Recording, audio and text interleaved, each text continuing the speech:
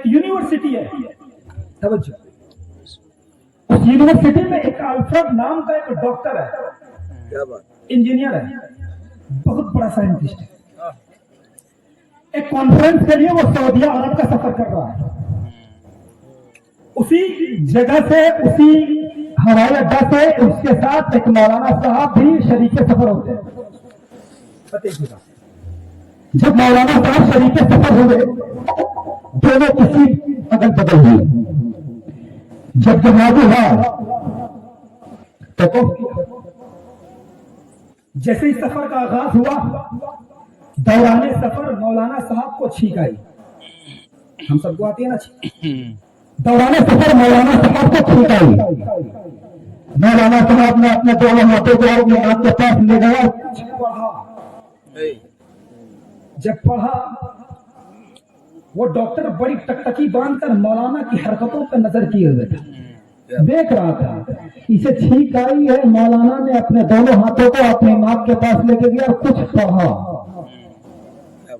یہ تجسس اس کے دل میں پھیلتا رہا، بڑا ہوتا چلا گیا، اس سے رہا نہ گیا، مولانا سے وہ پوچھتا تھا، حضرت دوران سفر جب ہم سفر کا آغاز کیے، اس دوران آپ کو جہاز کے اندر چھینک آئی، اور جب آپ کو چھینک آئی تو آپ نے اپنے دونوں ہاتھوں کو اپنے ناک کے پاس لے گیا اور کچھ پڑھا، کیا پڑھا؟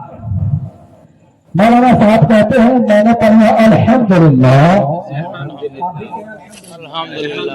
الحمدللہ۔ وہ ڈاکٹر صاحب کہتے ہیں اس کا مطلب کیا ہے؟ اس کا مطلب یہ ہے تمام تعریفیں اللہ کے لیے، تمام تعریفیں اللہ کے لیے۔ پھر وہ ڈاکٹر صاحب کہتا ہے آخر آپ نے اسے پڑھا تو کیوں پڑھا؟ مولانا صاحب کہتے ہیں ہم سب کے آقا جناب احمد مجتبی محمد مصطفیٰ صلی اللہ تعالی علیہ وسلم نے کہا کہ جب تجھے چھینک آئے اس وقت تم اللہ کا شکر ادا کرو، اس لیے میں نے اپنے نبی کی سنت پر عمل کرتے ہوئے الحمدللہ پڑھا،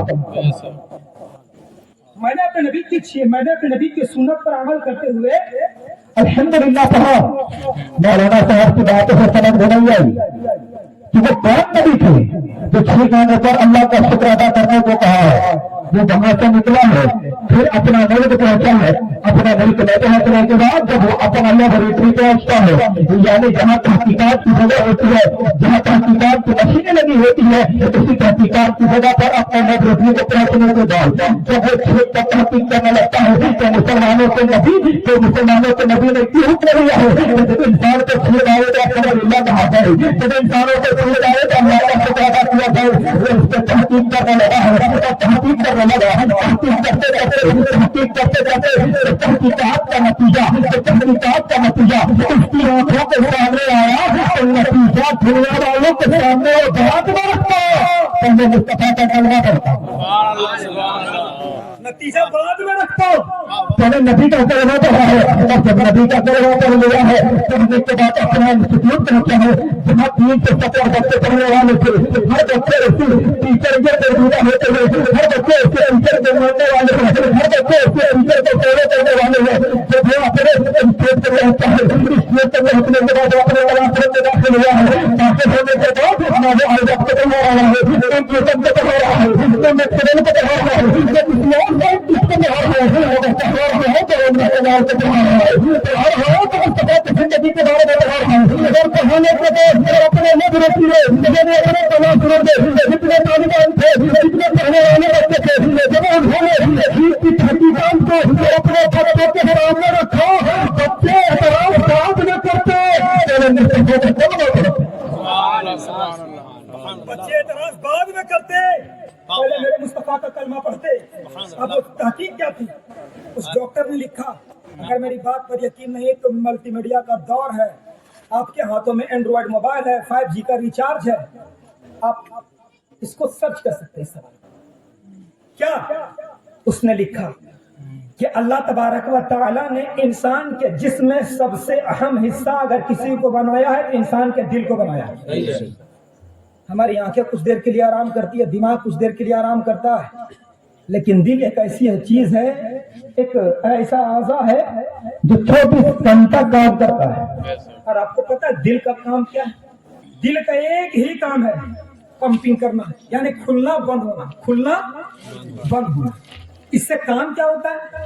دل کا پمپنگ کرنے سے انسان کے اندر بلڈ سرکولیشن ایکویشن میں رہتا ہے، برابر رہتا ہے، جہاں جتنے خون کی ضرورت ہوتی ہے اس حصے پر ویسے ہی بلڈ کا سرکولیشن ہوتا ہے۔ اس ڈاکٹر نے لکھا کہ انسان کو اللہ نے دل دیا اور دل کا کام ہے پورے باڈی کو کنٹرول کرنا، آنکھ کو کنٹرول کرنا، ناک کو کنٹرول کرنا، بازوؤں کو کنٹرول کرنا، پورے جسم کے اعضاء کو کنٹرول اگر کوئی کرتا ہے تو وہ دل کرتا ہے۔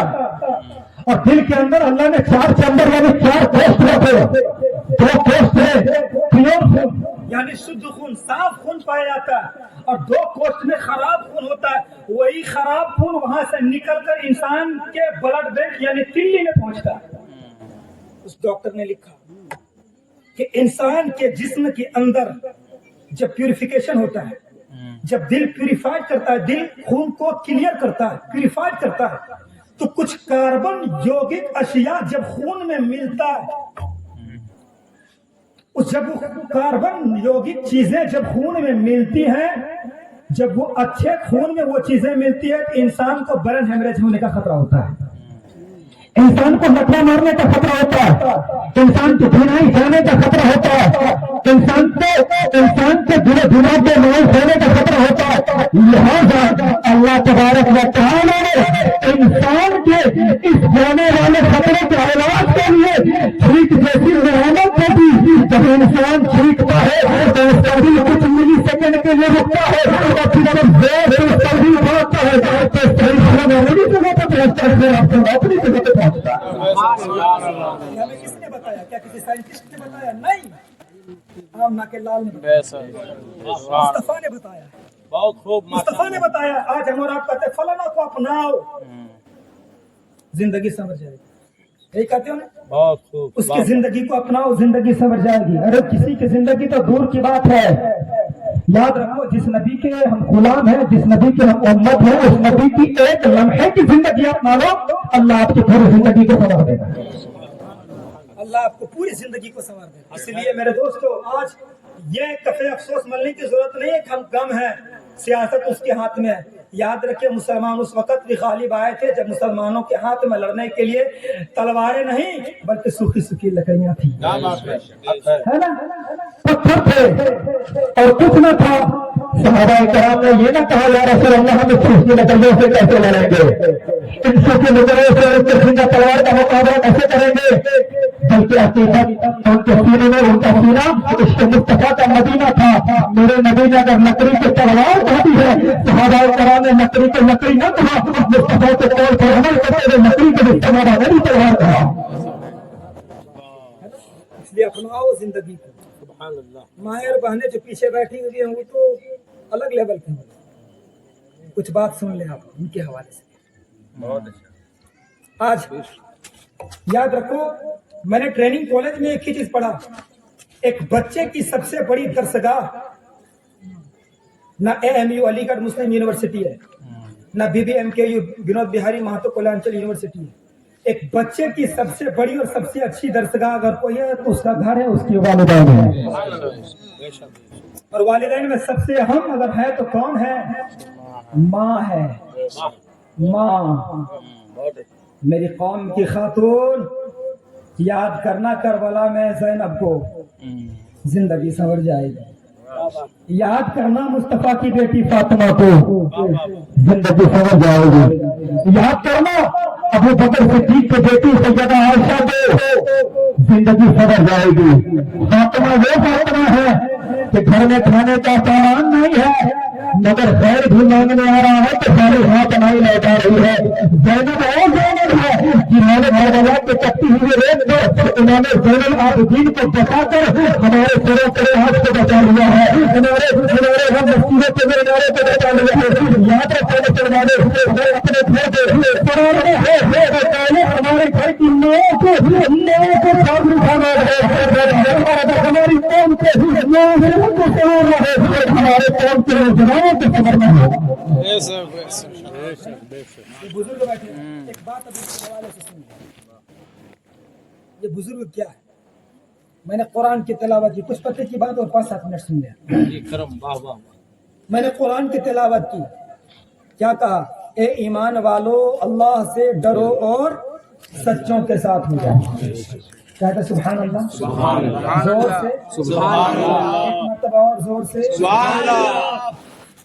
یاد رکھیے گا، آپ بولے فائدہ آپ کا۔ قرآن پاک میں اللہ تبارک و تعالیٰ فرماتا ہے اے ایمان والے تم اللہ سے ڈرو اور سچوں کے ساتھ ہو جاؤ۔ آخر کہا کیوں؟